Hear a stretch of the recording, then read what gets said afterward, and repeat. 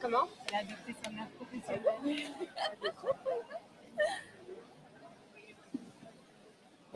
Attends, je crois, comme on est supposé être écologique, on va faire ça. On va cacher les bouteilles.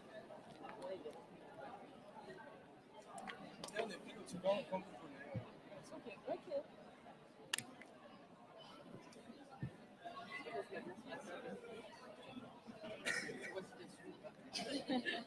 Voilà.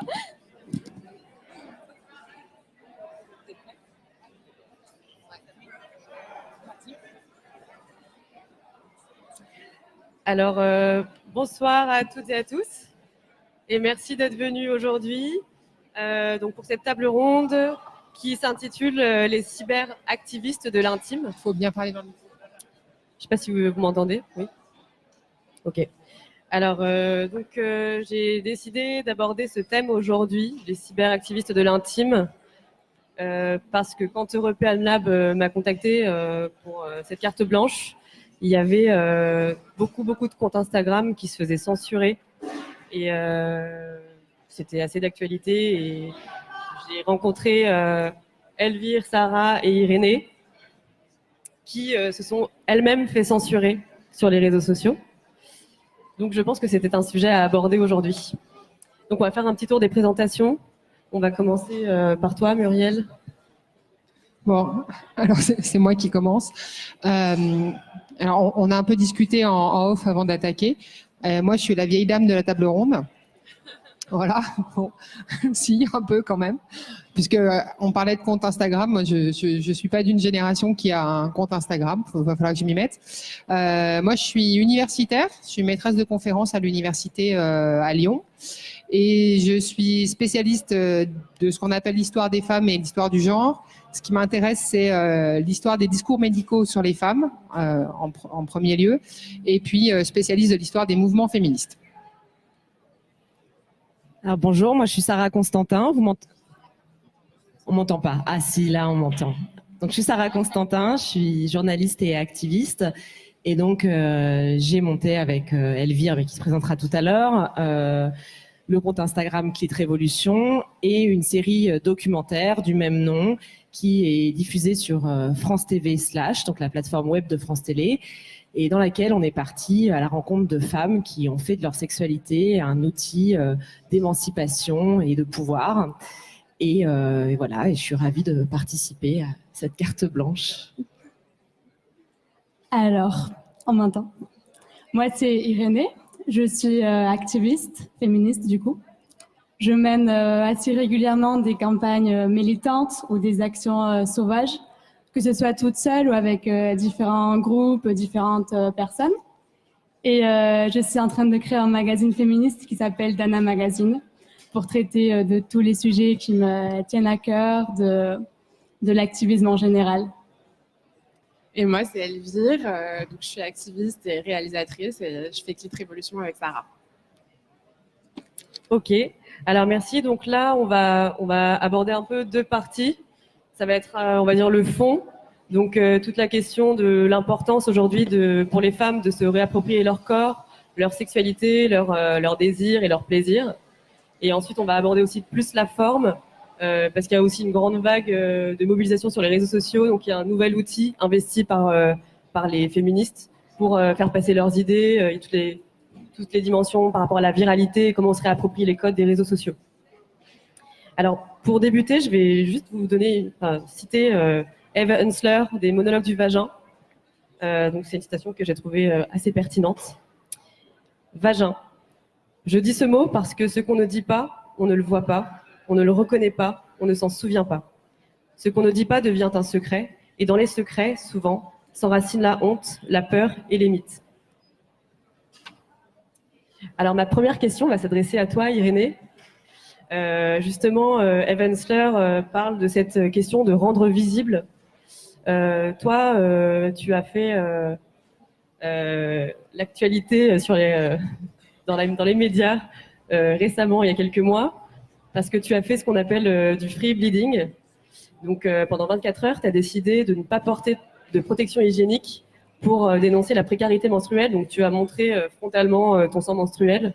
Je voulais que tu expliques un petit peu ta démarche et pourquoi tu avais décidé de faire ça. Alors, du coup, j'ai décidé de faire ça parce que j'ai découvert il n'y a pas si longtemps que ça qu'en fait, en France et un peu partout dans le monde, il y a beaucoup de personnes menstruées qui n'ont pas accès aux protections périodiques, qui est quelque chose de base, quoi, quelque chose qui n'est pas un caprice, hein, on ne peut pas s'en passer. Et j'avais vu ironiquement quelque part quelqu'un qui disait oui, si on arrêtait d'en porter et qu'on tâchait tout à notre passage, on arrêterait de nous ignorer, tellement le sang menstruel dégoûte et horripile tout le monde. Et du coup, tout simplement, je me suis dit, bah, on va faire ça. Et je ne peux pas attendre que quelqu'un le fasse à ma place parce que les choses ne marchent pas comme ça. Si on veut que quelque chose soit fait, il faut se lancer.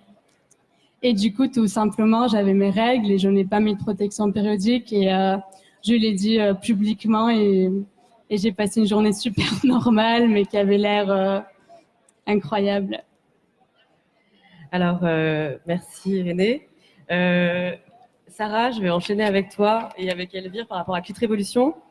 Dans votre premier épisode, il y a une phrase que tu dis, Sarah, que j'ai trouvée assez intéressante. Tu dis « Je me sens hyper libre avec mon corps à partir du moment où je l'utilise comme arme politique, mais dans l'intimité, c'est un peu différent. » Il y a un peu cette idée que le féminisme, même quand on est activiste féminin ou quoi, eh ben, il s'arrête à la porte de l'intimité. Oui, exactement. En fait, je milite au sein du mouvement Femen. Donc, on utilise nos corps dans l'espace public pour alerter sur plein d'inégalités et sur des questions féministes.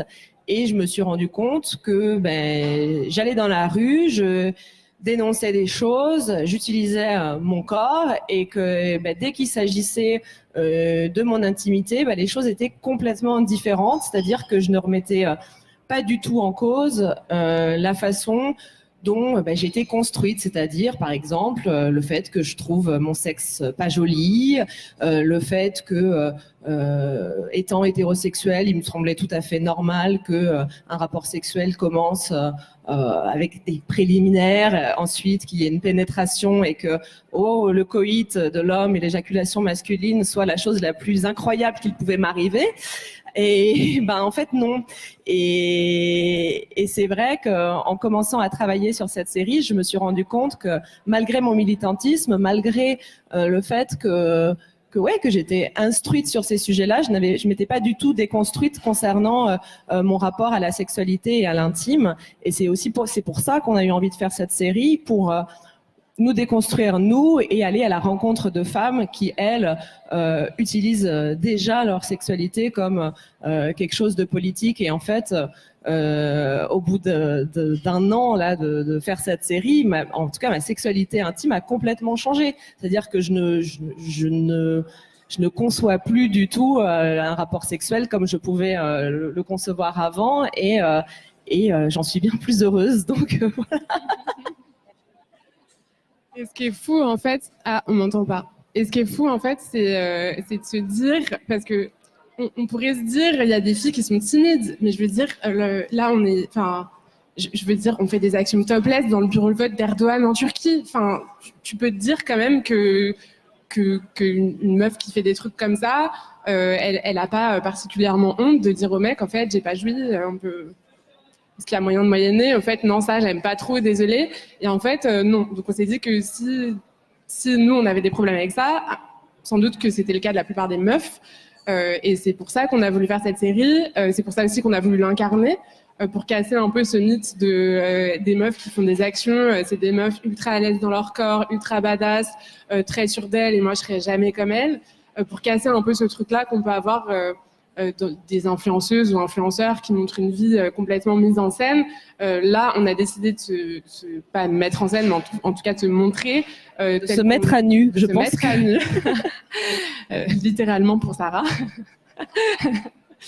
Et de vraiment assumer clairement que bah oui, on a des complexes, on a des blocages et on va essayer de se déconstruire et de se déconstruire tout ensemble et tous ensemble à travers donc la série et le compte Instagram. C'était ça l'idée. Ouais, puis de se rendre compte aussi que c'est pas nous personnellement qui avons un problème ou qui ne sommes pas à l'aise, c'est un truc de société, c'est-à-dire qu'il y a un manque cruel d'éducation concernant le plaisir féminin et la sexualité féminine, ces espèces de mythes selon lesquels on serait, tout se passerait dans notre tête, on serait très complexe. Non, en fait, c'est complètement mécanique et même à quoi ressemble un clitoris, qui est quand même l'organe de plaisir de la moitié de l'humanité. Les jeunes femmes, la plupart des jeunes femmes ne savent pas à quoi ça ressemble. Alors maintenant, ça y est, ça se démocratise. Il y a de plus en plus de personnes qui travaillent sur ces sujets-là, mais ça reste quand même très marginal encore. Et voilà, c'est un vrai sujet de société. C'est pas juste moi toute seule dans mon coin qui a un souci. En fait,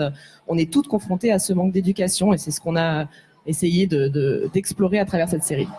Mais justement, du coup, ce que vous faites, c'est assez révélateur du fait qu'on connaît pas trop nos corps et qu'il y a un manque d'éducation, clairement, ou même on se rend compte que les femmes, elles se détournent des institutions classiques pour connaître des choses sur leur propre corps, leur propre intimité.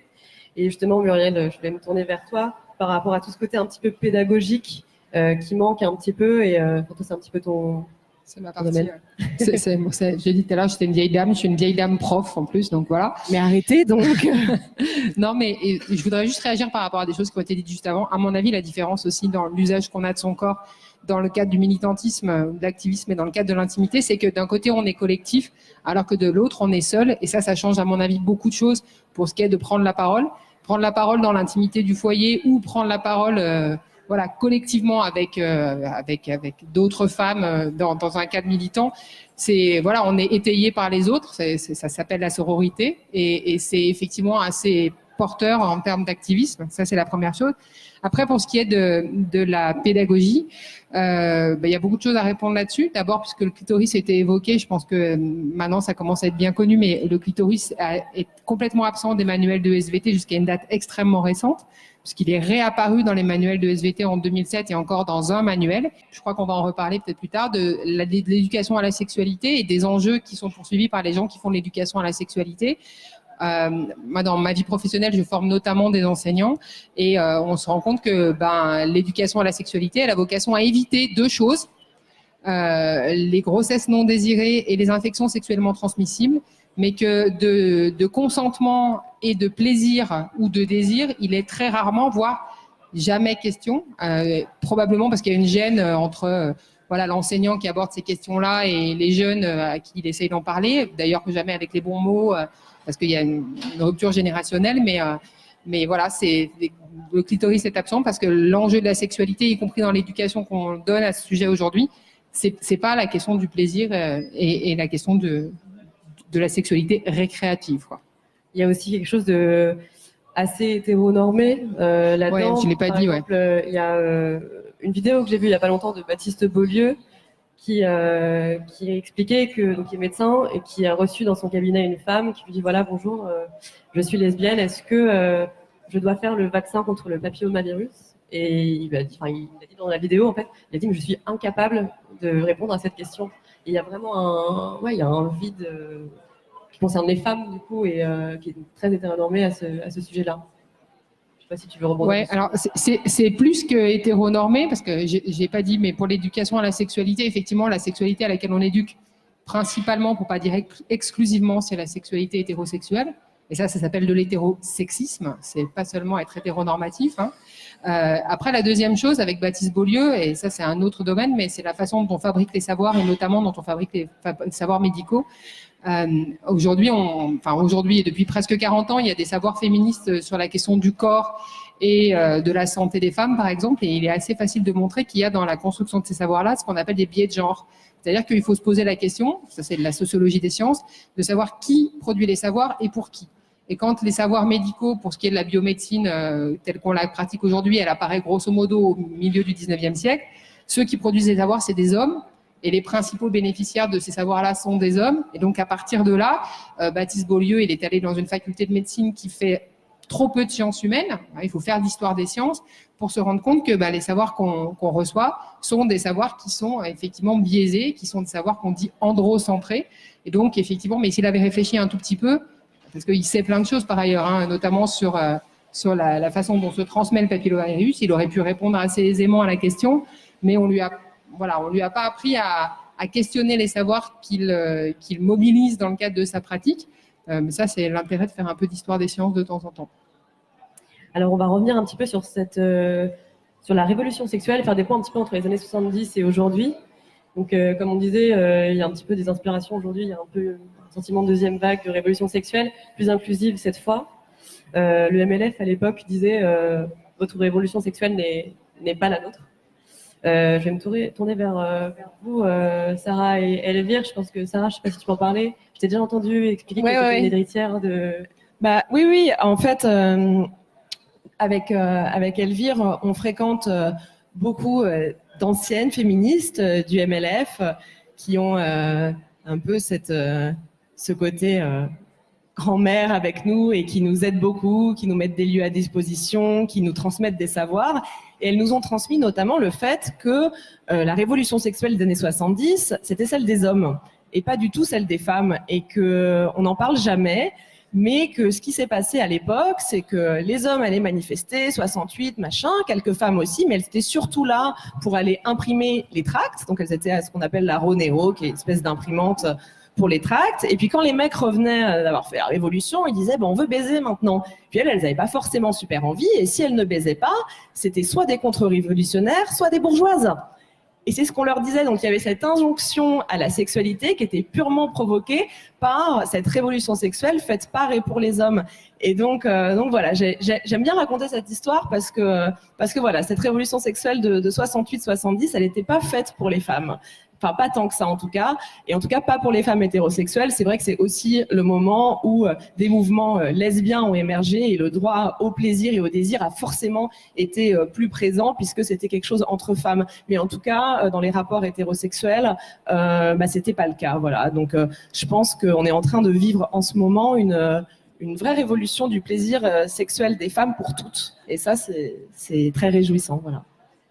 Je sais pas si tu veux rajouter quelque chose, Irénée, par rapport à ton...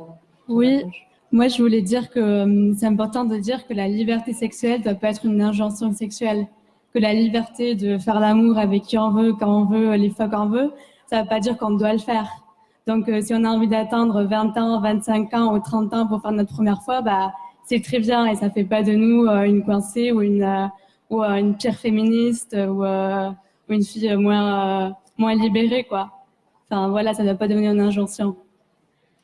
Pour encore revenir sur la révolution sexuelle, et aussi cette importance de dire que, l'importance de la transmission aussi, des engagements, des combats. Je ne sais pas si tu veux intervenir. Si, parce que ça me fait plaisir d'entendre, et je vais expliquer pourquoi, que la jeune génération féministe apprend de l'ancienne.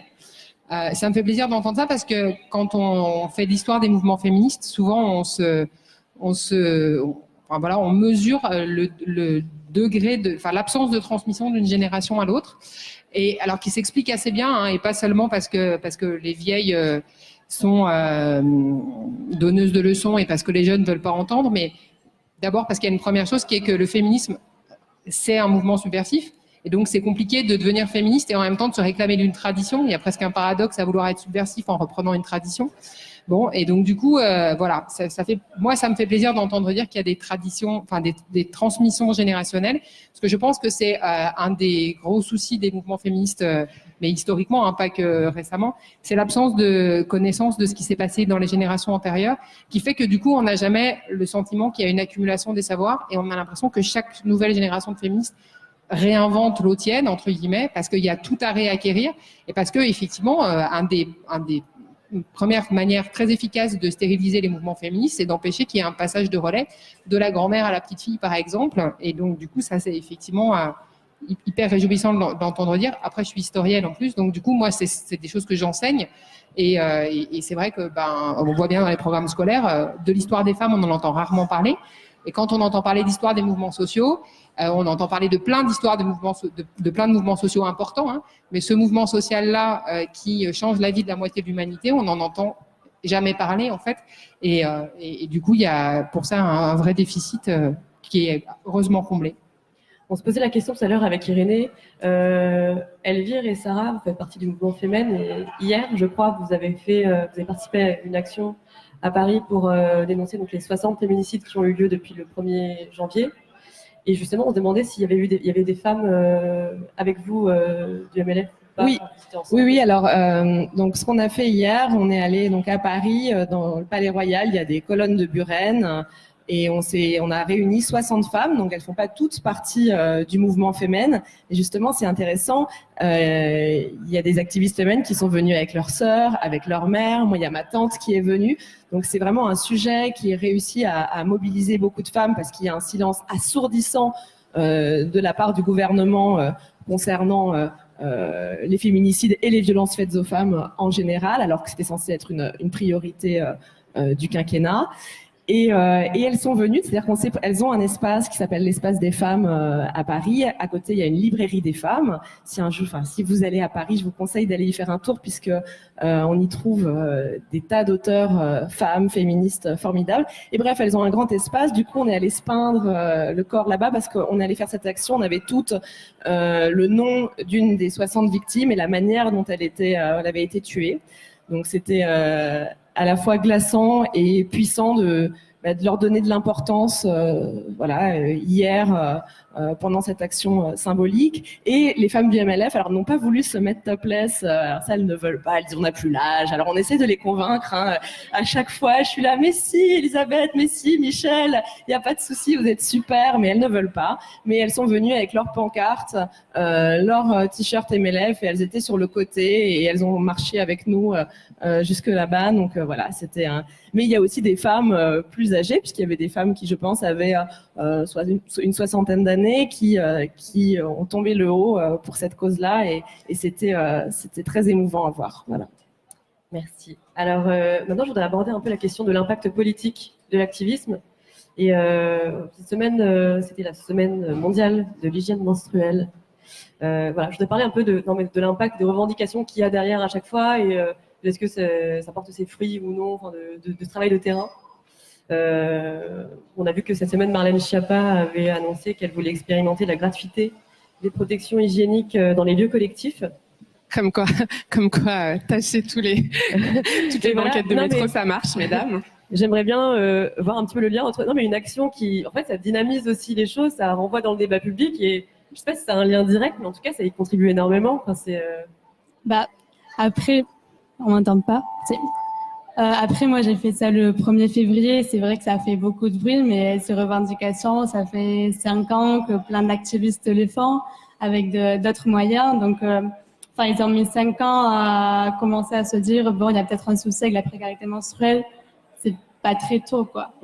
Cela dit, d'une manière plus générale, oui, ça marche, dans le sens où je pense qu'on a une période heureuse ou malheureuse, je ne sais pas, où le féminisme est devenu aussi quelque chose à la mode, et où du coup il y a ce qu'on appelle le femwashing, c'est-à-dire s'approprier le féminisme pour dire regardez ma marque, elle est super, elle est féministe, achète mon t-shirt H&M, il est super. Non, achète mon t-shirt Chanel à 500 € avec marqué We should all be feminist.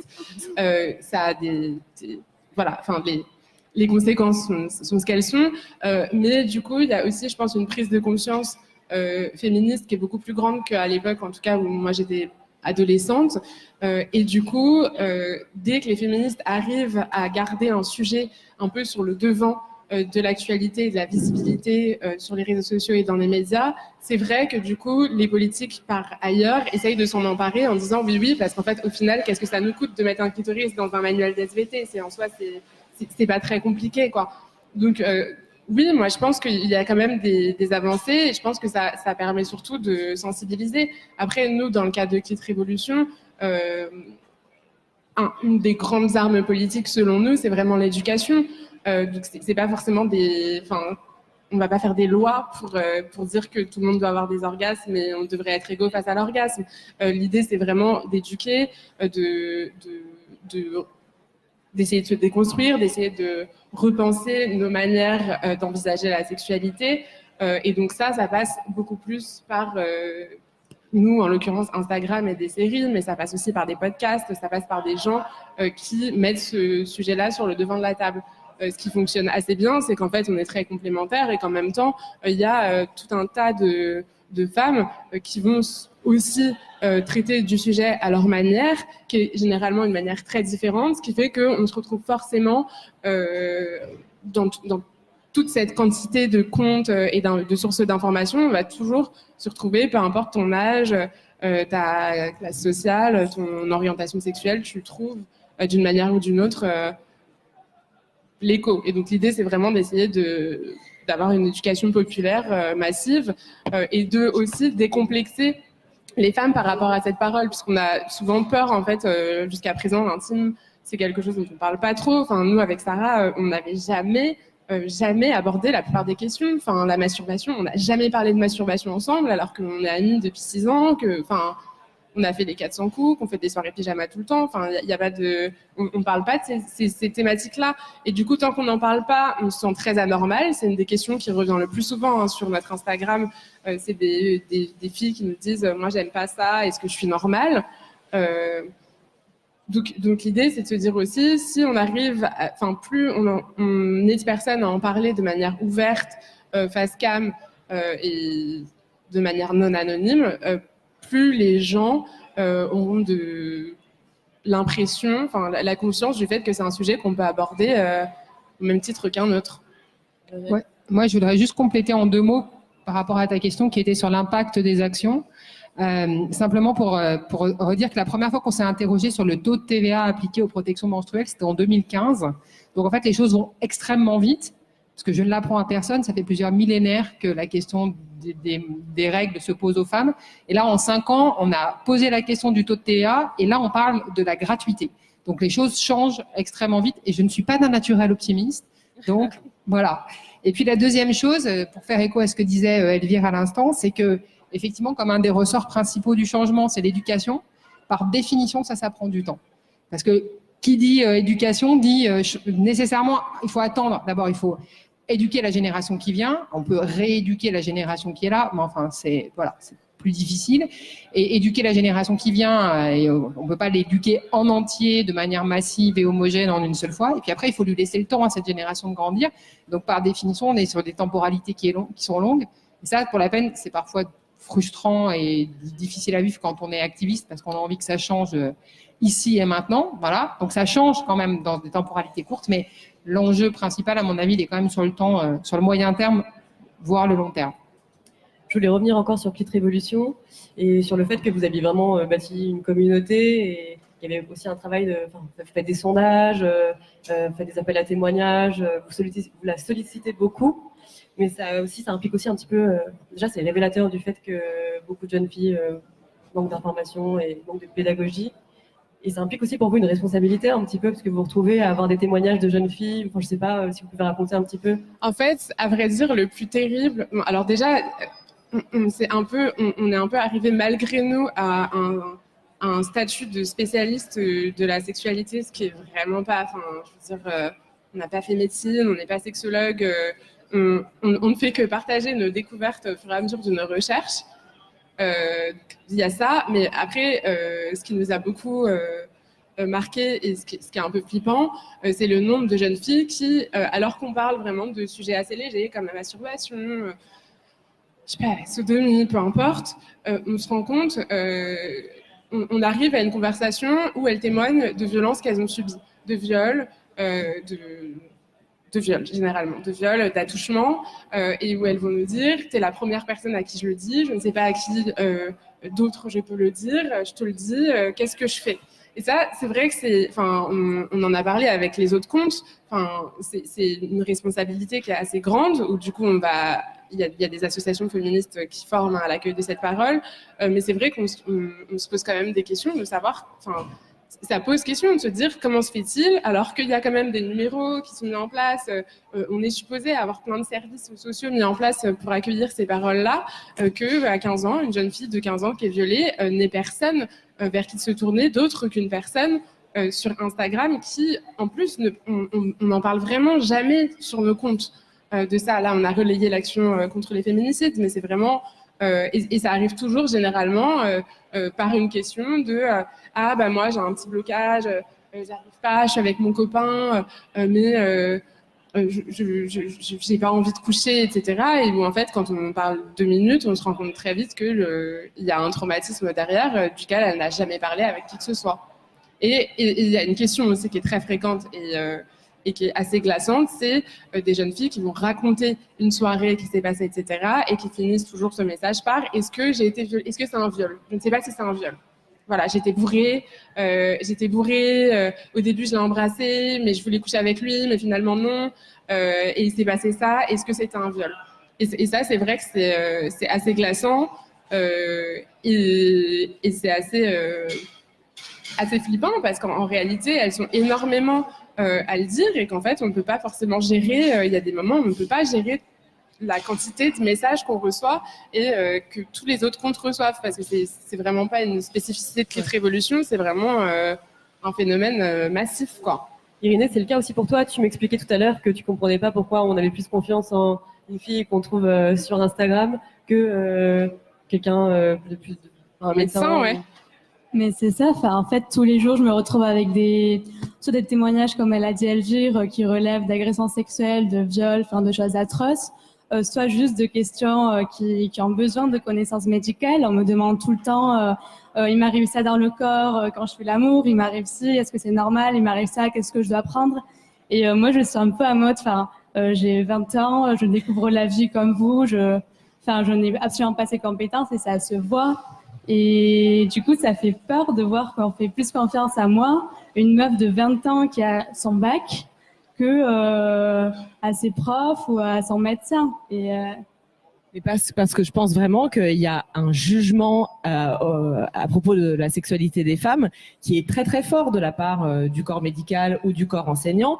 Moi, et je pense que c'est arrivé à des tonnes de jeunes femmes, d'aller faire ton premier test de sida, même si tu es sûr que tu l'as pas, mais tu veux quand même vérifier, machin, truc, et que tu pars un tout petit peu, puis on te dit « Ah, vous avez eu des relations sexuelles avec combien de garçons ?»« Ah ouais, c'est pas mal à votre âge quand même. » Ce genre de choses. Et en fait, dès que tu parles, alors je dis pas que tous les médecins sont comme ça, évidemment, mais dès qu'on ose exprimer le fait qu'on a une sexualité, tout simplement, il y a toujours ce jugement derrière et c'est souvent des hommes quand même auxquels on est confronté. Donc heureusement, il y a un site par exemple qui s'appelle Gyn & Co qui regroupe des gynécologues, femmes et hommes d'ailleurs, mais en tout cas safe et sur lesquels on peut donner son avis. Surtout, je pense aussi aux femmes lesbiennes qui qui ont souvent beaucoup de maltraitance gynécologique. Mais ça m'étonne pas du tout que les jeunes n'osent pas du tout parler à leur médecin ou à leur prof parce que avoir une sexualité épanouie et oser en parler, c'est encore considéré comme quelque chose de mal. T'es une salope. De toute façon, ça va jamais. Tu couches pas.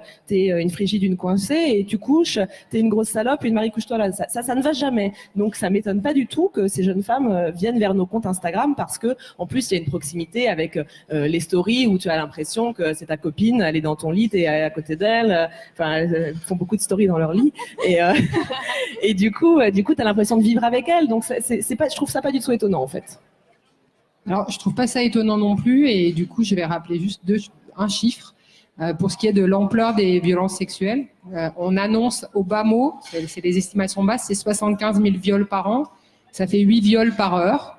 Donc, je suis pas du tout étonnée qu'il y ait beaucoup de jeunes femmes qui viennent nous raconter. Je partage votre expérience parce que je trouve que j'enseigne en fac de médecine et qu'il y a quelques années, on avait fait en marge de l'enseignement principal une formation pour des futurs soignants sur comment on accueille une femme victime de violence parce qu'on sait que le premier professionnel qui reçoit une femme qui a été victime de violences sexuelles, c'est un médecin. Donc, ça nous paraissait important d'informer sur ce sujet-là. Et je finissais mon cours à midi, je suis sortie de cours à 14h30, parce que j'ai eu 2h30 de défilé de jeunes femmes qui venaient pour me poser une question, mais alors concernant un truc qui s'était passé il y a très très longtemps, qui concernait leur petite cousine ou une vieille copine qu'elle voyait plus du tout, et avec cette même interrogation qui était de savoir est-ce que c'était un viol. Et on se rend compte qu'il y a peu de gens qui connaissent la définition précise et juridique du viol, qui est toute pénétration par quoi que ce soit, de n'importe quel orifice de votre corps, qui soit non consenti. Donc, voilà. On se rend compte aussi que beaucoup de gens aujourd'hui découvrent que le viol conjugal existe et donc, par exemple, le fait d'être dans une relation, je dirais, validée, on va dire, ou en tout cas socialement reconnue, n'est pas un blanc-seing pour avoir des rapports sexuels, mais au contraire est une circonstance aggravante quand les rapports sexuels sont non consentis. Tout le monde pense à l'envers. Et du coup, on en vient à un troisième point qui est le fait qu'on vit dans un monde où la culture du viol est quelque chose de largement répandu. Et ça, la première manifestation qu'on peut en avoir, c'est le fait que une jeune femme ou une femme qui fait part de violences sexuelles qu'elle aurait subies, la première question qu'on lui pose, c'est comment t'es habillée, est-ce que tu avais bu de l'alcool, ou voilà. Alors qu'on sait bien, et ça aussi c'est un peu douloureux de le rappeler, mais il faut quand même le rappeler, que dans, je crois, plus de 80% des cas, les agressions, elles sont le fait de personnes qu'on connaît. Donc non, on n'est pas violé dans un parking nuitamment alors qu'on rentre seul et très alcoolisé d'une soirée. C'est pas ça c'est pas ça la façon dont le viol se passe habituellement. Et du coup, deuxième chose simplement, parce que ça refait la boucle avec ce qu'on disait tout à l'heure, c'est que jamais on éduque au consentement, ni les filles, ni les garçons. Alors là, il y a eu plein de choses qui ont beaucoup circulé sur la toile. Moi, je me souviens d'une petite vidéo que peut-être vous connaissez sur la tasse de thé. Voilà, qui est juste fabuleuse. Où on voit bien que quand on a proposé un thé, qu'on a commencé par vous dire oui, ok, j'en veux bien.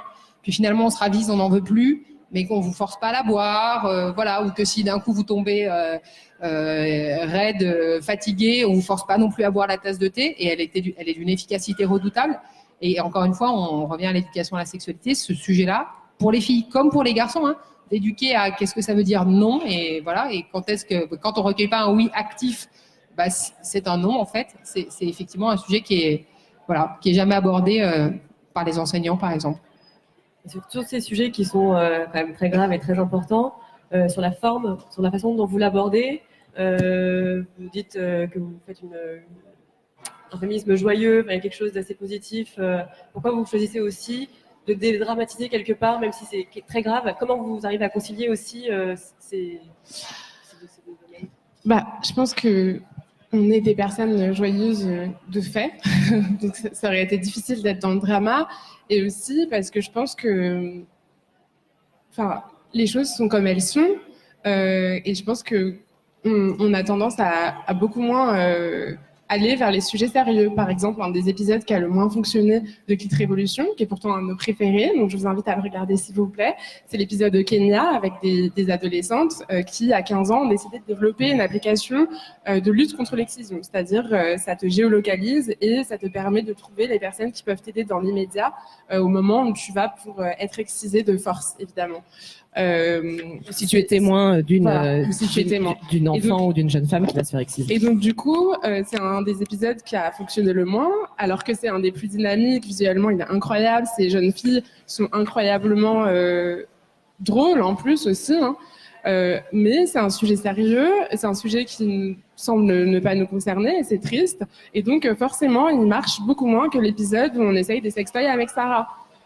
Quelle est la priorité entre savoir quel est le meilleur sextoy et voir qu'il y a des filles qui, à 15 ans, développent des applications, alors que moi, à cet âge-là, je pensais qu'au mec, et à comment m'habiller. Enfin, il y a quand même un décalage. Donc, je pense que c'est vraiment une manière de s'assurer d'avoir un public jeune, parce que c'est vraiment le public qu'on cible, d'avoir un public jeune, et aussi de se dire, on peut parler parce que en vrai, là, je me rends compte qu'on parle de beaucoup de sujets sérieux depuis tout à l'heure, mais en vrai, nous, on parle essentiellement vraiment de sexualité dans sa découverte et dans son épanouissement. L'idée, c'était vraiment de se dire, on peut en parler avec humour et avec autodérision, parce que nous aussi, on fait des pets fouf, quoi. Enfin, et c'est pas grave. Et il faut commencer par là, en fait, je pense, pour oser en parler, que tout le monde ose en parler, et ça marche ultra bien. Du coup, c'est trop cool. On reçoit des photos de filles lycéennes qui dessinent des gros clits sur le tableau de leur école, qui font des collages dans les toilettes de leur école. Enfin, en fait, ça devient un outil un peu ludique et joyeux, où au final, elles arrivent à en parler et à s'en emparer de manière plus naturelle. Je pense que si on faisait un clip de prévention ultra dramatique en disant mais c'est très grave, il y a des femmes qui n'ont pas d'orgasme, c'est vraiment grave. Enfin non, en fait, on peut faire de la politique en rigolant, quoi. Non, et puis je pense aussi que avec MeToo, en fait, on a appris à dire non. que beaucoup de femmes n'osaient pas dire non et que de plus en plus osent dire non. Et maintenant, il faut aussi apprendre à dire oui et à dire oui très fort et à dire j'en ai envie et c'est génial. Et déjà, c'est hyper réjouissant même pour la personne qu'on a en face de soi quand même, j'imagine. Quelqu'un qui montre autant d'entrain à vouloir avoir une sexualité libre, fun et joyeuse. Et ça évite aussi beaucoup de déconvenues d'oser dire oui. Donc voilà, il y a eu tout ce moment où il a fallu dire non et mettre des mots sur ce non. Et maintenant, mettons des mots sur le oui, mettons des mots sur des orgasmes géniaux, mettons ayons une sexualité joyeuse et consentie, quoi. C'est aussi déculpabilisant aussi pour celles qui vous regardent. Enfin, ça crée des exemples aussi de dédramatisation complètement, je trouve. Je sais pas si Irénée, tu veux rebondir dessus. Moi, ce que j'allais dire, que je pense que c'est aussi pour nous quand on est un peu joyeuse, parce qu'au final, quand tu es militante, tu passes ta journée à regarder des chiffres et des données qui sont juste affreux. Et moi, je sais que si je passais ma vie à être triste, à être dans le mood sérieux et tout ça, tout simplement, je survivrais pas. Enfin, je pense que c'est aussi, moi, c'est dans ma personne, je pense pas forcément à comment je le diffuse, mais plus, j'en ai besoin psychologiquement d'un peu d'humour, quoi. Alors maintenant, on va aborder un petit peu les réseaux sociaux et vos manières de communiquer. Je me tourne surtout vers vous trois pour savoir à quel moment vous vous êtes rendu compte que on pouvait utiliser la viralité des réseaux sociaux. Enfin, comment vous êtes dit c'est un bon moyen de faire passer des choses, quoi. C'est quand même. Alors, je vais être tout à fait honnête. Désolée aux abonnés de Kit Révolution que je vais décevoir. À la base, on a vraiment créé ce compte en se disant on va commencer le compte pour qu'on puisse suivre la série. Enfin, en fait, on n'avait pas du tout ce projet politique derrière le compte Instagram. Il y avait ce projet politique sur la série, mais pas du tout sur le compte Instagram. Et donc, du coup, j'étais un peu une quiche en Instagram. Moi, je maîtrisais plus Twitter. On a commencé à faire des tests de story. J'avais jamais fait de story, donc on a commencé à faire des tests de story. Et donc, tout bêtement, quand l'outil question est arrivé, j'ai testé l'outil question et j'ai demandé... je sais plus ce qu'on a demandé, mais c'était vraiment une question bête, quoi. Enfin, c'était est-ce que tu te masturbes? Enfin, c'était vraiment un truc très très simple. Et en fait, ah non, c'était quels sont tes complexes? C'était moi je trouve ma chatte moche, quels sont tes complexes dans ta sexualité? Et donc du coup là on a commencé à avoir le truc de je pense que mon sexe pue, je pense que ça. On a commencé à diffuser les réponses, qui donc du coup ont amené des nouvelles réponses et qu'on commençait à créer une conversation où on s'est rendu compte qu'en fait c'était un outil formidable, déjà de 1 pour avoir conscience de ce qui est en train de se passer et de 2 pour que les autres aient conscience du fait qu'elles n'étaient pas seules et que en fait, il y a plein de meufs qui ont les mêmes complexes et les mêmes blocages. Et en fait, ce qui était assez puissant, c'est que du fait de cette multiplicité de paroles, certaines qui ont exactement les mêmes complexes, exactement les mêmes blocages, en voyant le fait que ça soit un phénomène de masse, vont se dire non, mais en fait, ça suffit. Ça suffit. C'est pas possible. On peut pas continuer à avoir honte de nos corps, à pas oser communiquer, il y avait aussi quand on parlait de te forcer. Quand tu te forces, t'es pas violé, tu te forces à faire l'amour parce que tu as l'impression que sinon tu vaux pas grand chose. Ça suffit. Et du coup, on a plein de jeunes filles qui, en voyant la multiplicité des réponses et le fait qu'elles n'étaient pas seules, donc c'est vraiment très exhaustif, c'est-à-dire qu'on met pas juste une réponse, non, on met les 100 réponses qu'on a reçues, on les partage. Et du coup, c'est comme ça en fait qu'on s'est rendu compte de la puissance d'Instagram, et c'est comme ça que le compte a décollé très rapidement, mais à la base c'était pas du tout prévu. Est-ce que vous aussi vous avez appris des choses en échangeant comme ça, découvert des domaines que vous n'aviez pas soupçonnés? Moi, je crois que tout ce que j'ai appris sur ma sexualité, c'est grâce à Instagram en fait, grâce aux réseaux sociaux, parce qu'à l'école j'ai jamais rien appris. Et j'ai 20 ans, donc ça fait pas longtemps que j'ai une vie sexuelle, et je sais que j'ai tout appris comme ça, en fait, et c'est triste, mais... Bah non, c'est pas triste. Si, c'est triste. Non, c'était triste à notre époque, parce que nous, on n'avait pas la multiplicité qu'Instagram offre, c'est-à-dire d'avoir plein de choses qui t'ouvrent à différentes sexualités et où tu peux trouver un peu ta voix. Nous, on avait 20 ans et Skyrock, quoi. Super, merci. Où on te disait comment, alors pour tailler une bonne pipe, si tu vois, super. Mais ce qui est triste, c'est qu'on n'apprend pas à l'école ça, en fait. C'est ça qui est triste. Bien C'est sûr. qu'on doit le chercher en fait. Et que moi, je sais que j'ai toujours été super curieuse et que j'ai toujours voulu apprendre. Et au final, ce dont je parle sur mon compte, c'est pas les choses que je connais de base, mais les choses que je suis en train d'apprendre actuellement, que je m'intéresse actuellement, mais c'est parce que je sais que je suis curieuse. Mais sinon, à l'école, on l'apprend pas en fait. Et c'est ça qui est... Enfin, il faut le chercher en fait. Ouais, mais je trouve que c'est génial qu'il y ait vraiment cette multiplicité de comptes. Je pense à un compte comme Jouissance Club que je vous conseille de suivre, où elle fait des magnifiques dessins, où elle donne des tips pour se donner du plaisir ou donner du plaisir à l'autre et des trucs. Tu te dis incroyable, je vais essayer ça ce soir. J'ai jamais essayé. Ouais. T'as le petit dessin et tu peux essayer autre chose et ouais, et changer ta sexualité. Moi, par exemple, avec ce compte, j'ai essayé plein de trucs et c'est trop bien. Voilà. Moi, parfois, quand je suis avec des mecs, je sors le téléphone et je sors des images de Jouissance Club pour dire c'est ça que je veux. Et alors, ce qui est très drôle avec Jouissance Club, c'est que la naissance du compte, je l'ai appris il y a pas longtemps. C'est qu'en fait, elle avait tout le début de sa sexualité, elle était un peu médiocre. Et puis un jour, elle a eu un amant incroyable qui avait des problèmes d'érection, mais qui était incroyable par ailleurs avec ses mains, etc. Et quand elle a changé d'amant, elle a essayé d'expliquer. Elle voulait un truc très précis. Elle essayait d'expliquer. Elle est illustratrice et impossible d'expliquer bien comme il faut. Donc, du coup, elle lui a fait un dessin. Et ça a marché. Et du coup, elle s'est dit, mais non, mais il faut absolument faire ça. Et c'est comme ça qu'est né Jouissance Club. Du coup, elle partage les savoirs. Parce qu'en fait, ce qu'elle disait, c'est j'ai été conne aussi d'en vouloir aux mecs d'être des mauvais partenaires sexuels, alors qu'en fait, je ne leur ai jamais expliqué ce qui me plaisait. Ce qui, en effet, désolé messieurs, quand on a du mal à communiquer, c'est en effet un réel problème. Je pense qu'on n'en a pas encore parlé jusqu'à présent, mais la timidité autour de la sexualité, elle passe aussi par la difficulté d'exprimer ses désirs et d'exprimer la manière qu'on a de prendre du plaisir, qui est très différente d'une personne à l'autre, et d'essayer en fait de l'expliquer, d'en parler de manière non vexatoire. Aussi parce qu'il y a beaucoup de filles qui ne l'explorent pas. On a appris par exemple qu'il y avait énormément de filles qui ne se masturbaient pas, mais même quand tu le sais, en fait, il y a des personnes qui ont énormément de mal à parler et à s'exprimer là-dessus. Bah, moi, vous l'avez peut-être remarqué, mais je prends des notes, donc c'est dire d'où je pars. Je ne suis pas sur Instagram, Twitter, je sais à peine faire, mais voilà. Et du coup, je voudrais juste réagir sur 2 points. Le premier, c'est en fait ce que vous racontez. Voilà, quand on regarde un peu l'histoire du mouvement féministe, c'est partager des expériences entre femmes, avec du coup un moyen qui est nouveau, qui est cette espèce de caisse de résonance incroyable qui est le net, quoi. Mais en fait, les années 70, les mouvements féministes des années 70 commencent par ça, par ce qu'on appelle des groupes de raise of consciousness, donc de partage et d'émergence de la prise de conscience.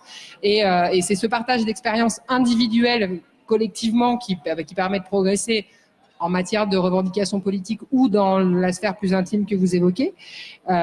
Donc sur la question du plaisir sexuel. Et puis la deuxième chose, simplement, pour dire la timidité, voilà. Bon, d'abord, on est quand même dans des sociétés assez judéo-chrétiennes sur la question de la sexualité en général, mais plus particulièrement, et je le disais tout à l'heure, la disqualification de la satisfaction du désir féminin, ça c'est quelque chose qui est au cœur de la façon dont on construit les savoirs sur la sexualité. C'est ce que je disais tout à l'heure. À partir du moment où le plaisir féminin n'est pas une condition de la procréation, alors on fait l'impasse et d'une certaine façon, voilà que des femmes aujourd'hui disent, voilà, j'ai envie de jouir, c'est quand même un mot d'ordre des années 70. On le disait tout à l'heure, jouissons sans entrave. C'est quand même dans l'hymne du MLF que je vous chanterai peut-être, mais il va falloir que je reboive un coup avant. Voilà. Mais c'est quand même c'est dans l'hymne du MLF, jouissons sans entrave. Voilà. Et il me semble que la différence, elle est dans l'ampleur de la diffusion des mots d'ordre grâce à Internet. Voilà. Mais que finalement, c'est l'ADN du féminisme, en fait, de partager des expériences individuelles et parce qu'elles deviennent collectives, alors elles deviennent des sujets politiques et elles font bouger les lignes, quoi. Pour revenir sur les réseaux sociaux, et il y a un petit peu aussi l'envers de la médaille par rapport aux haters aussi, parce que forcément, on parle beaucoup de sexualité, on se les réapproprie, mais je voulais savoir aussi en tant qu'activiste, si vous étiez confronté ou pas à des personnes un peu malveillantes et qui n'aimaient pas trop l'idée de voir des femmes parler de sexualité. Et bizarrement, autant en militant chez Femen, oui, beaucoup de commentaires haineux, etc., autant... Sur Kit Révolution, en tout cas, on a eu la chance d'avoir une communauté extrêmement bienveillante vraiment, on a reçu une dick pic. Et je pense parfois des personnes qui sont pas tout à fait d'accord et qui posent des questions, mais jamais vraiment le troll de base et le hater. Ouais, Il faut que tu expliques ce que c'est une dick pic. Je pense qu'il faut expliquer ce que c'est une dick pic pour les vieilles dames. Ah pardon, une dick dans mon pic. genre. C'est une photo. Une dick pic, c'est une photo de non bite. sollicitée. C'est donc une photo de bite non sollicitée que tu reçois comme ça, sans prévenir. Hop. Et ça, avec Femelle, on en avait beaucoup. Moi, j'avais préparé un truc, je sais plus qui avait eu cette idée. J'avais une copine qui avait cette idée, du coup, j'avais fait une photo d'un tampon usagé, à l'époque où je mettais encore des tampons, et donc je répondais ça. Je trouvais ça ultra cool, et le mec, généralement, disait, mais c'est dégueulasse. mais oui, donc on a... Mais toi, t'as un peu plus de haters, Oui. non? Bah, après, il y a beaucoup plus de bienveillance et d'amour, mais moi, je reçois beaucoup plus de dick pics. Beaucoup de propositions de rencard, Enfin, je sais pas, je pense qu'on me sexualise vachement, peut-être parce que je suis une personne et que peut-être qu'il n'y a pas le côté professionnel, je sais pas si c'est pour ça, mais je reçois beaucoup de photos. Et par exemple, rien que, je crois, avant-hier, j'ai dit oui, j'ai passé la journée à me branler, il y a quoi? Et directement, je me souviens, il y a une fille, en plus c'est une femme, c'est ça qui est assez choquant, c'est qui m'a dit non mais t'es une grosse crado, t'es folle, t'es dégueulasse. Enfin, en fait, c'est ça, c'est ça Internet, c'est qu'il y a beaucoup de bienveillance, il y a le côté on s'entraide, on a des témoignages positifs ou on peut aider quand on a des témoignages négatifs, mais on s'en prend plein la gueule, un peu sans raison, quoi, juste parce qu'on parle de sexualité et parce qu'on le fait sans complexe. Muriel, toi aussi. Alors moi, je ne reçois pas de photos étonnantes, hein, mais voilà. Encore une fois, non, ça va aller, merci. Non, mais moi, j'enseigne à l'université, donc forcément, voilà, on n'a pas tout à fait le même type de relation avec les étudiants que celles qui peuvent se nouer avec un certain nombre de gens sur Internet. Cela étant dit, la disqualification de ce qu'on raconte à l'université, enfin, moi, j'en fais l'expérience régulièrement. D'abord parce que ce qu'on appelle les études de genre est diversement, on va dire, bien reçu à l'université. En tout cas, en France, on est loin de ce qui se passe dans certains pays, par exemple aux États-Unis, où il ne se passe pas que des choses bien, mais il y a des départements de gender studies dans des grandes universités, alors qu'en France, ça reste très, très marginal. Et puis parce que quand on parle d'études sur le genre et quand on aborde dans une perspective de sciences humaines, par exemple, moi, l'histoire des savoirs sur la santé ou la sexualité des femmes, c'est des sujets sur lesquels tout un chacun a le sentiment d'avoir une opinion légitime. Donc je vous raconte ça en 2 mots, mais voilà, moi j'enseigne à l'université, donc j'ai un cours de 4 heures en première année de médecine sur les questions de genre en santé. A priori un sujet un peu pointu, qui existe depuis 10 ans maintenant, et cette année je l'ai partagé avec une de mes collègues qui est comme moi maîtresse de conférence. Les amphis de médecine, c'est des amphis de 500 x 5, donc on est devant 2500 étudiants, et donc on a des agents de sécurité d'une société de sécurité privée dont je ne dirai pas le nom, mais voilà, dans les amphis. Et donc cette année, c'est la première fois que ça m'arrive. À l'issue de 4 heures de cours par 2 maîtresses de conférences, voilà, enfin, on a 2-3 compétences scientifiques, voilà. On a eu un agent de sécurité qui est venu nous voir pour nous expliquer son sentiment sur les contenus d'enseignement qu'on avait fait. Voilà, qui nous a dit, je trouve que votre cours est un peu enfin pas un peu, en fait, est très idéologique. Donc on était ravis de voir qu'on enseignait à tout le monde, y compris aux agents de sécurité de l'amphi. Mais moi, la seule question que je lui ai posée, c'est est-ce qu'il avait aussi émis un avis sur le cours de biochimie qui avait eu lieu la veille dans le même amphithéâtre. Et alors il est resté comme 2 ronds de flanc, il n'a pas du tout vu l'ironie du voilà, mais sur les questions de genre en santé, qui sont quand même des questions un peu pointues, même quand on fait modestement des sciences molles, on va dire, par opposition aux sciences dures, et voilà, n'importe qui peut avoir une opinion, et toute la difficulté, c'est d'arriver à faire entendre qu'on n'a pas que des opinions, en fait, on a des savoirs qui sont construits, qui sont acquis, qui font l'objet de travaux parfaitement sérieux, et pour lesquels il y a des méthodologies et des réflexions épistémologiques un peu solides, quoi. Enfin, même très solides. Ouais, on se rend compte que tout ça attise un petit peu tout ce qui est question de genre, enfin, de femmes, mais plus précisément de sexualité, de désir, tout ça attise beaucoup la haine. Et enfin, souvent, des questionnements, des curiosités pas toujours très appropriées. Et du coup, je voulais revenir un petit peu en tant qu'activiste, il y a cette idée que, en fait, on fait un travail de terrain quand vous êtes activiste et que vous êtes un petit peu mal vu à l'instant T et qu'ensuite c'est encensé, quoi. Il y a un peu, je sais pas, j'avais noté un truc, insulté dans la vraie vie, encensé sur Netflix. Enfin, il y a toujours des biopics après qui viennent après. Je sais pas si vous avez une opinion par rapport à ça. Enfin, je trouve qu'il y a un peu. Je pense qu'Irénée pourrait en parler parce que je pense que ton action a quand même suscité des menaces très très sérieuses. Donc, je trouve qu'elle en a parlé de manière voilà, j'ai fait une action comme ça. Elle n'a pas dit toute l'ampleur que ça avait été. Il y a eu une image, en fait, où on la voit sur le banc de son université, puisqu'elle est allée à l'université donc sans tampon, sans serviette. Et donc, elle est assise sur le banc un peu comme ça, avec un espèce de jogging gris, ses baskets blanches et une tache de sang. Et ça a fait une photo très iconique. Et c'est aussi pour ça, et je suis sûre que si les pouvoirs publics s'emparent de cette question aujourd'hui, son action y est pour quelque chose. Donc elle en a parlé très modestement, mais en fait ça a eu un impact très fort.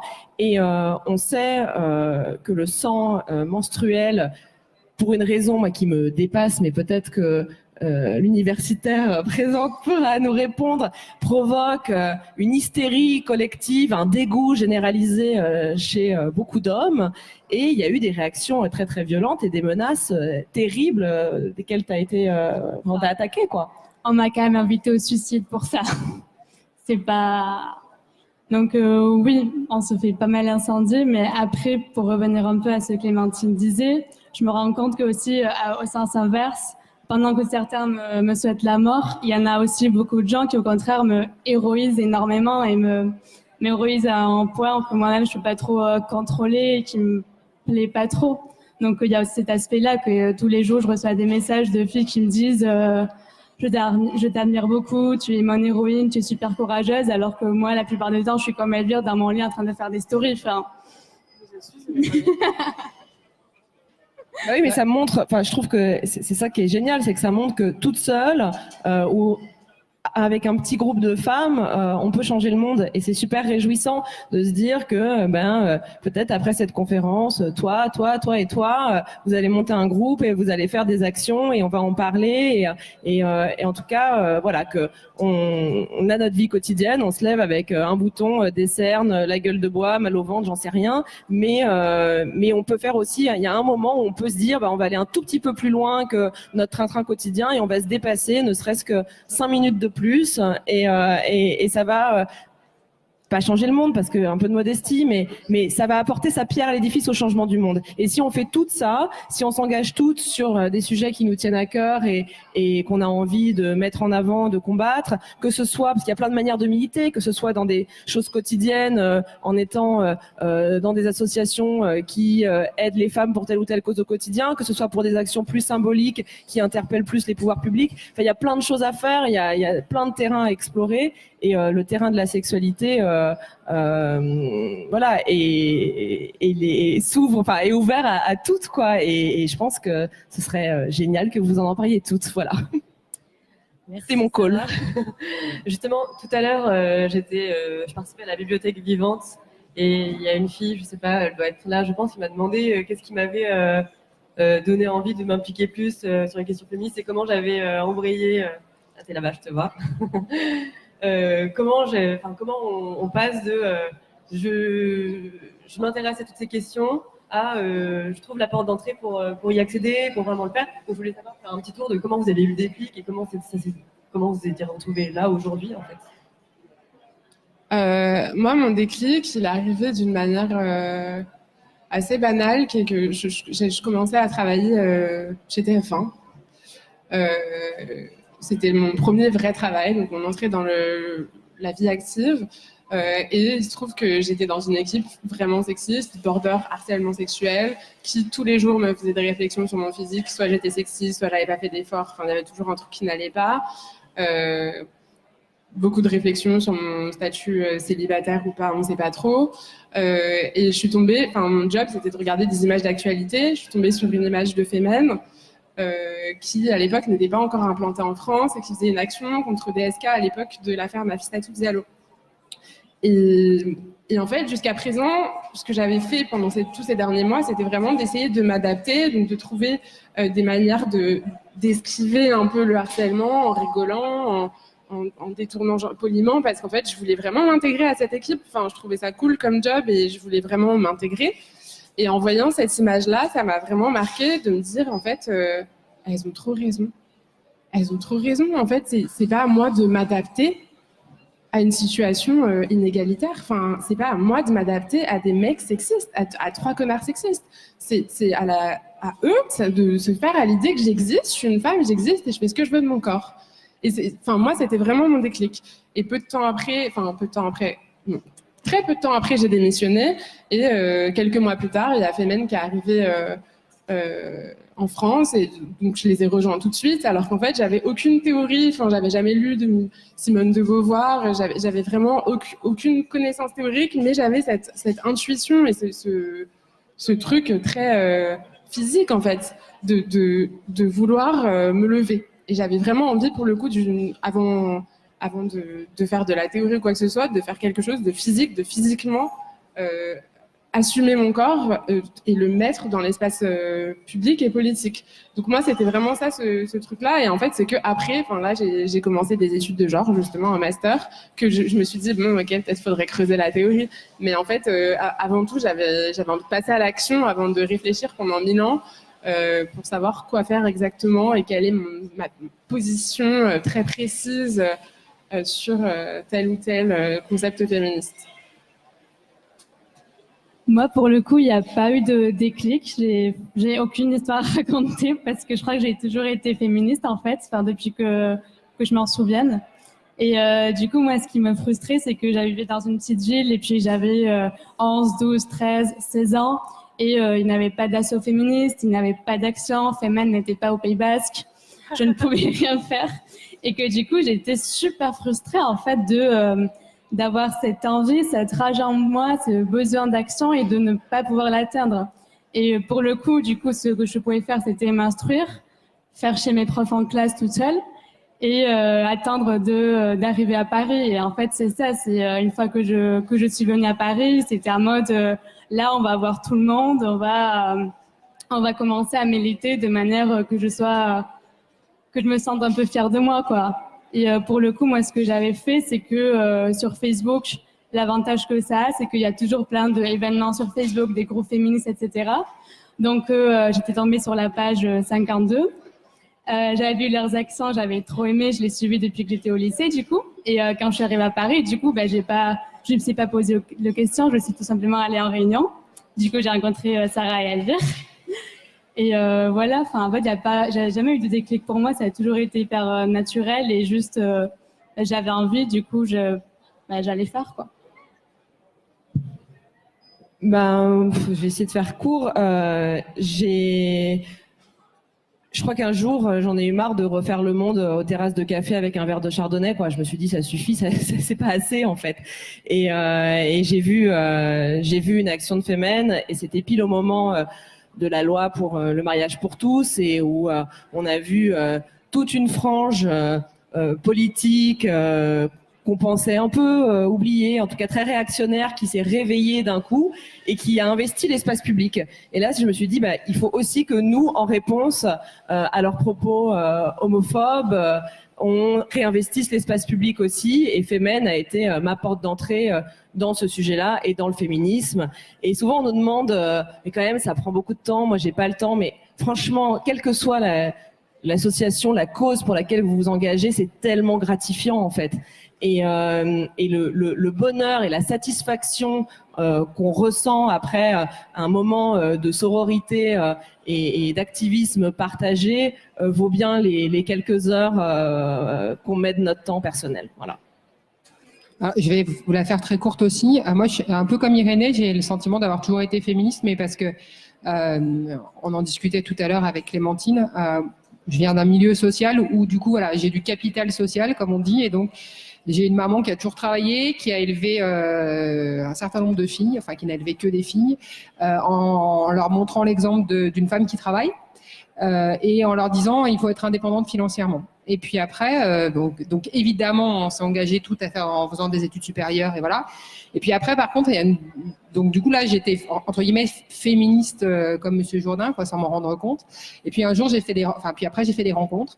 Et par exemple, j'ai mesuré que ma capacité à dire et puis je veux ci ou je veux ça ou je veux pas, ou j'ai un métier évidemment et un métier gratifiant et éventuellement je veux des enfants ou j'en veux pas, que tout ça, ça m'était autorisé et que j'y avais jamais réfléchi, mais que ça m'était autorisé parce que je venais d'un milieu où on m'avait doté d'un certain nombre de compétences sociales et que les femmes avaient pas ça en partage.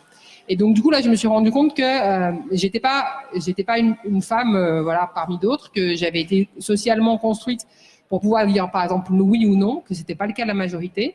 Et là du coup j'ai rencontré dans mon parcours d'abord des copines étudiantes qui venaient pas du même milieu que moi et qui m'ont, alors c'est assez drôle, moi j'ai commencé ma vie de féministe militante, j'avais 20 ans dans des groupes de parole non mixtes sur les pentes de la Croix-Rousse, autant vous dire à peu près à planète Mars par rapport au monde d'où je viens. Là, j'ai rencontré des femmes qui m'ont demandé si j'étais cisgenre ou transgenre. Je comprenais même pas la question qu'on me posait. Voilà. C'était surréaliste, hein, mais voilà, parce que j'ai aussi d'une époque où ces questions-là, la question trans, par exemple, elle n'était pas du tout sur le devant de la scène. Parce que je vais l'avouer, ça date de la fin des années 90, ce que je vous raconte. Donc voilà, ça me situe historiquement. Et puis après, moi, je vais le dire, voilà, moi, dans mon parcours universitaire, il y a eu ma directrice de thèse, qui est une féministe des années 70, qui est quelqu'un qui a construit une réflexion sur ce que sont les mouvements sociaux et qui est quelqu'un qui était engagé à l'extrême gauche. Et là, du coup, c'est une espèce de deuxième socialisation à la fois intellectuelle et politique qui est à peu près aux antipodes du monde dans lequel je viens. Et donc, j'ai appris à me rendre compte que j'étais située, que plein de choses que je faisais, j'avais l'impression de les faire évidemment sans me poser la question, alors qu'en fait, d'une certaine façon, ma mère m'avait un peu équipée pour, même si je pense que la pauvre, elle dirait certainement pas qu'elle est féministe, mais bon, ça c'est une autre problématique. Ok, alors merci à toutes. On va juste, avant de terminer, je voudrais juste savoir si vous auriez peut-être une recommandation culturelle, un bouquin ou un truc dans la lancée des prises de conscience, si vous avez quelque chose qui vous a marqué particulièrement. Pour ma part, c'est King Kong Théorie des pentes que j'ai relu plusieurs fois. Mais est-ce qu'elle était avec toi des pentes du coup, parce que c'est les mêmes années? Non, non, j'aurais bien aimé. Hein. Non, elle était pas avec moi. Enfin, on s'est jamais croisés, mais effectivement, on aurait pu, ouais. Et c'est marrant parce que du coup, la question que je rebondis sur la question de Clémentine, c'est assez drôle. Parce que moi, c'est un test que je fais grosso modo depuis 10 ans que j'enseigne à l'université avec mes étudiantes et mes étudiants, leur demander le texte par lequel ils sont rentrés dans le féminisme. Parce que moi, j'ai lu Le Deuxième Sexe, en fait, voilà, pour le dire. Et pour moi, ça reste. Enfin, c'est un grand texte, mais il y en a des plus anciens qui sont aussi fondamentaux. Par exemple, Une chambre à soi, parce qu'on parlait. Enfin, le sujet d'aujourd'hui, c'était l'intime. Donc, du coup, moi, j'ai relu des morceaux d'Une chambre à soi. Et la revendication de Virginia Woolf, c'est ça, c'est le droit à l'intimité, en fait. Il y a un espace à soi qui ferme à clé. Ça, c'est important, et dans lequel on ne puisse pas être dérangé. Donc, Virginia Woolf, c'est 29. Je vais y arriver. Beauvoir, c'est la fin des années 40. Voilà, dans les textes récents, pour parler que de textes, moi ce serait Mona Chollet, sorcière, mais elle n'a pas besoin qu'on lui fasse de la pub, mais ce bouquin-là est fabuleux sur le fond et sur la forme, parce qu'il est extrêmement facile à lire, et en plus je suis dans une note de bas de page, ce qui ne gâche pas mon plaisir. Bref, non mais c'est un super bouquin. Cela dit, non mais vraiment, le bouquin de Mona, c'est un super bouquin, parce que aussi par rapport à des publications universitaires inaccessibles, celui-ci il est accessible. Et puis après, il y a cette galaxie de podcasts complètement incroyable qu'on voit apparaître. Voilà, il y a le podcast de Charlotte Bien-Aimée qui est absolument fabuleux sur Arte Radio. Il y a Les couilles sur la table de Victoire Toyon qui est juste incroyable de précision scientifique et qui donne des leçons sur les manières de communiquer que moi je trouve fabuleux. Mais il y en a quantité d'autres pour ne pas parler que de bouquins. Moi, Elle nous a piqué toutes nos recommandations. Ouais, grave, ça se fait pas. Moi, j'ai un podcast tout autre à recommander qui s'appelle Vox, VOXXX, qui est un podcast pornographique réalisé par Olympe de G, qui est donc une féministe performeuse et réalisatrice de porno, avec qui on a eu la chance d'enregistrer un épisode. Car donc, oui, nous sommes actrices X dans une certaine vie. Et qui est assez incroyable. À la base, le principe, c'était jerk-off instructions, c'est-à-dire des instructions de masturbation pour les femmes. Ça excite aussi beaucoup les hommes, apparemment, parce qu'ils ont 50% d'hommes qui écoutent. C'est assez intéressant parce que ça permet vraiment de se redéfinir un imaginaire. Je pensais vraiment pas que ça marcherait. Hein. Enfin, moi, quand j'ai entendu le concept, je me suis dit, mais c'est quoi ce truc? Pas du tout, ça va pas m'intéresser. En fait, si, c'est très excitant. Ça permet à la fois de développer son imaginaire et à la fois, en fait, les instructions peuvent être de l'élé ou des autres, d'ailleurs, peuvent être très précises et te dire, touche-toi là, fais ça, fais ça, fais ça.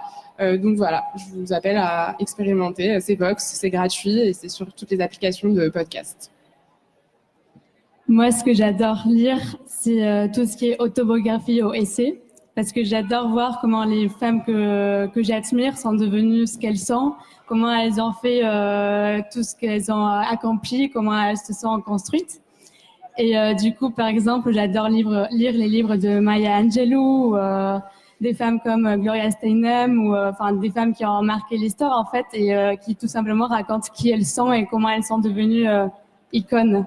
Et moi, c'est tout ça que j'adore.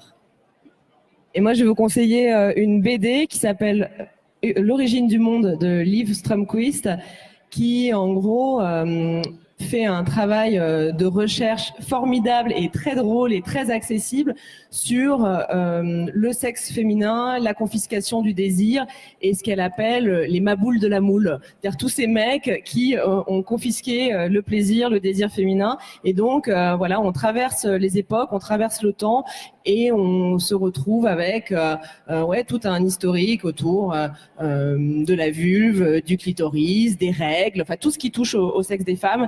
Et on apprend des tonnes de choses et c'est à mourir de rire. Voilà. Merci. Et très triste aussi parfois. Je ne sais pas si vous voulez rajouter quelque chose. Si ce n'est pas le cas, vous pouvez poser des questions, si certaines ou certains d'entre vous en ont.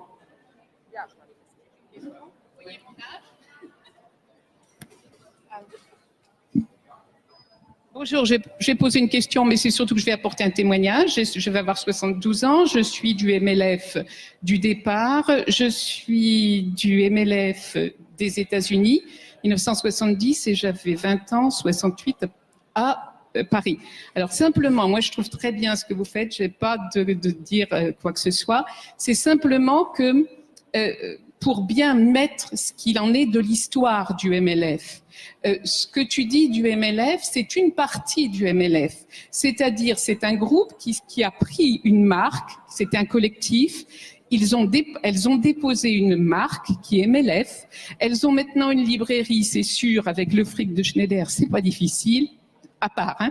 Mais c'est surtout pour expliquer que, en fait, leur théorie, leur situation, qui a été faite par une femme qui était psychanalyste, hein, et qui s'appelait Antoinette Fouque, le groupe c'était Psy-Kepo, au début on était toutes ensemble, elles sont essentialistes, c'est-à-dire qu'elles ne sont pas féministes. Si vous prenez Hélène Cixous, si vous prenez Lucie Rigaray, elles ne vous diront pas qu'elles sont féministes, elles n'aiment pas Simone de Beauvoir, elles sont essentialistes, c'est-à-dire c'est un mouvement qui veut dire que nous sommes différents. Les hommes sont différents, les femmes sont différentes, et bien entendu, elles vont se baser sur la sexualité.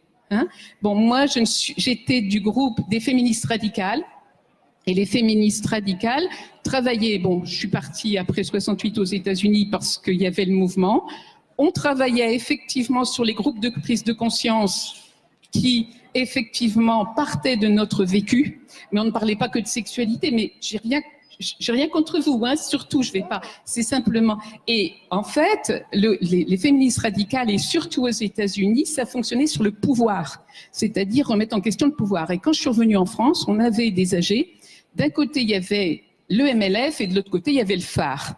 Parce que la révolution sexuelle, ça a été la révolution du pouvoir, c'est-à-dire il y avait le pouvoir de la famille. On a quand même fait sauter la famille, c'est-à-dire le pouvoir. Et au niveau de la sexualité, il y a eu bien sûr, quand on a des idées, on va jusqu'au bout de ces idées, c'est-à-dire il y a eu beaucoup des femmes qui ont été avec des femmes et des hommes qui ont été avec des femmes. Alors, aux États-Unis, des hommes ont revu leur sexualité et il y a eu vraiment des échanges au niveau hétérosexuel. Alors, pour, si vous voulez, un groupe, j'ai toute la collection des Torches en Brûle, j'ai des collections de journaux américains des époques, et si vous voulez, on repart au texte. Moi, j'aime bien repartir au texte. Et puis, une des dernières militances dans ce sens-là, c'était pour la CAMS, la Commission pour l'abolition des mutilations sexuelles. Et en 82, une jeune fille est morte à Paris parce qu'elle a été excisée. Et donc, les femmes africaines sont venues nous chercher et je suis allée à Dakar pour voir un peu si on pouvait faire quelque chose. Et là, ça, c'est très grave. Et ça, c'est vraiment, et je vous parle pas d'autre chose qu'une l'infibulation. Hein. Donc, il y a toujours une GAMS, elle est rue Vendôme. Si vous voulez faire quelque chose, eh bien, vous pouvez les rejoindre. Enfin, moi, je suis pour faire quelque chose. Et là, maintenant, je fais de l'informatique pour les femmes parce que je voudrais que vraiment, elles aient ce qu'elles veulent, un métier et l'égalité des salaires. Toutes les jeunes filles sont d'accord. On est bien d'accord.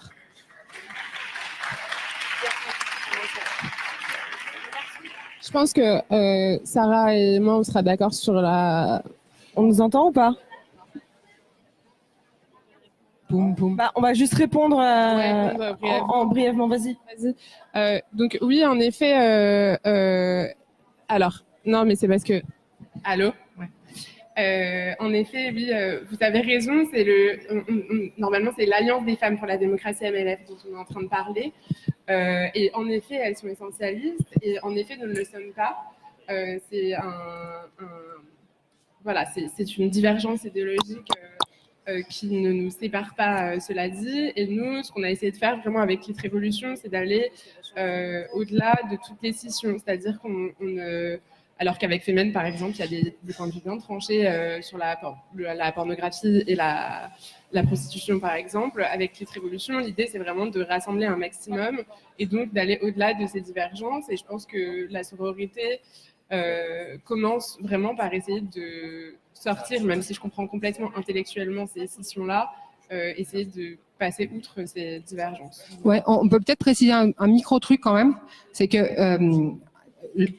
d'abord, je pense qu'il faut dire féminisme au pluriel, c'est-à-dire aujourd'hui dire les féminismes, et effectivement, il y a différentes analyses des causes de la domination des femmes, et du coup, des modalités de la libération.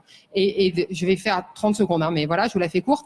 Effectivement, il y a l'analyse essentialiste qui dit que les femmes ont une façon autre d'être au monde, c'est Antoinette Fuchs, c'est Psyché Po, voilà.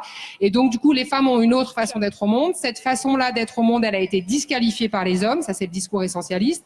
Et donc, l'émancipation féminine, elle passera par une requalification ou une revalorisation de l'être féminin. Ça, c'est l'essentialisme, c'est du féminisme essentialiste, hein, voilà. Et puis de l'autre côté, il y a le féminisme universaliste, qui est celui de Beauvoir, qui dit que finalement, la condition, ce qui fait que les femmes sont en situation de domination, c'est l'organisation de la distribution du pouvoir, voilà, et que c'est moins des questions symboliques que des questions matérielles, effectivement, qui distribuent le pouvoir et les ressources, etc.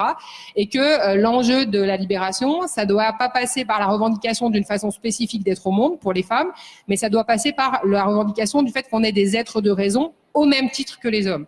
Et alors, à titre personnel, je suis plutôt universaliste qu'essentialiste, mais je trouve que dans l'une et l'autre de ces analyses et dans l'un et l'autre de ces mots d'ordre pour ce qui est de développer des stratégies d'émancipation, il y a quand même des choses intéressantes à prendre. Donc, je jouerai pas une carte contre l'autre. Je pense que c'est vraiment des perspectives, qui sont différentes et j'ose pas dire complémentaires parce que c'est presque un mot connoté négativement quand on est féministe, mais en tout cas, il y a des apports intéressants aussi dans la perspective essentialiste.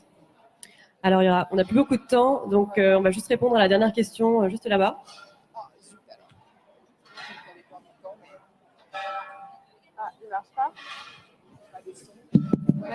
Vous m'entendez? Ouais. Déjà, merci pour votre intervention. Moi, j'avais une question pour tout le monde, mais surtout pour Elvire, tu m'as vraiment touché. Surtout quand tu as parlé t'as abordé un sujet par rapport au viol. Moi, ma mère, j'ai été éduqué par une femme. On m'a appris l'importance des mots, homme, femme. Vous parlez de féminisme. Moi, aujourd'hui, je suis une minorité dans une majorité. Je suis une personne, je suis un homme, j'ai été abusé. Donc, je suis une minorité dans une majorité. Vous êtes je l'estime, vous commencez à être une majorité dans ce qu'on appelle aujourd'hui une minorité que sont les femmes.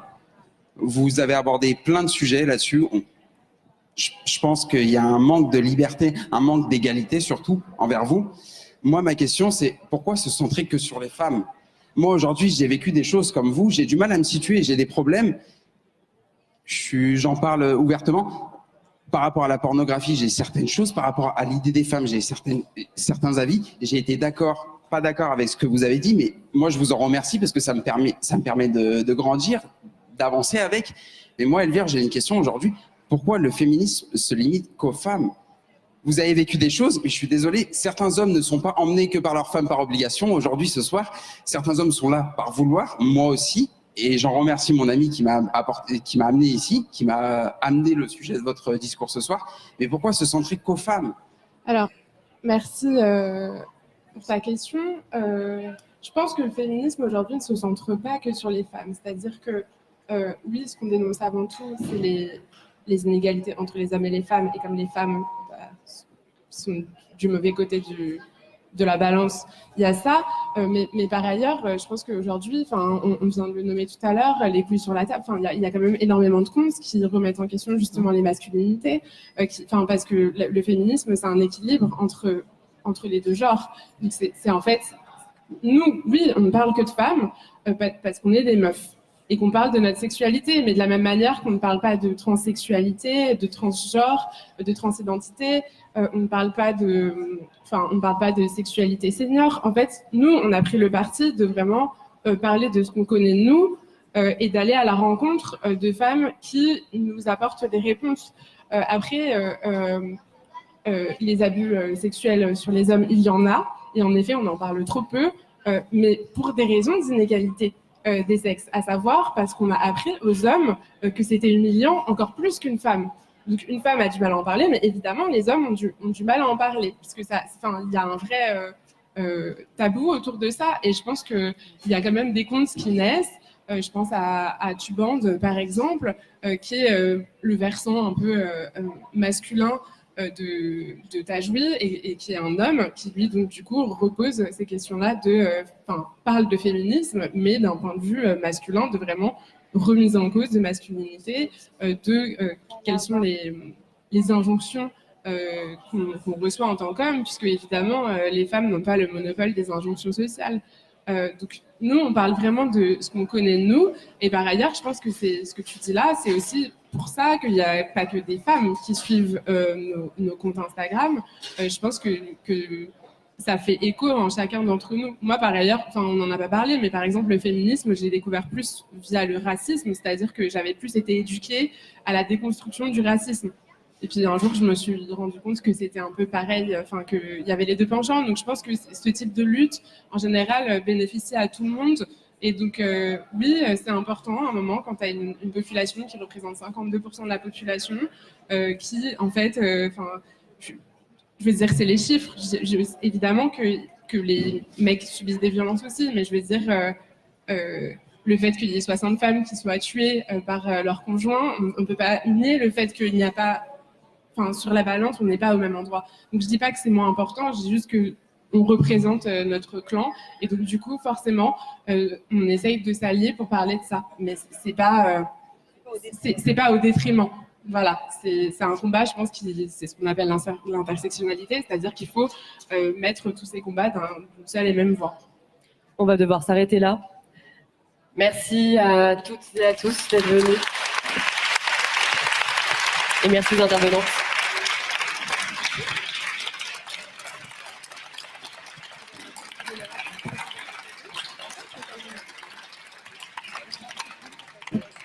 Bravo et merci pour ce débat passionnant. Je vous invite peut-être à le prolonger si vous le souhaitez dans le foot court. Et puis je vous indique aussi que voilà que maintenant tout de suite démarrent des concerts gratuits sous la halle. On commence avec un groupe qui s'appelle Jerusalem in My Heart et ensuite Tapan. Donc je vous invite à continuer les échanges avec nos invités ou à aller écouter le concert. On poursuit la soirée avec vous si vous le voulez bien. Merci à tous.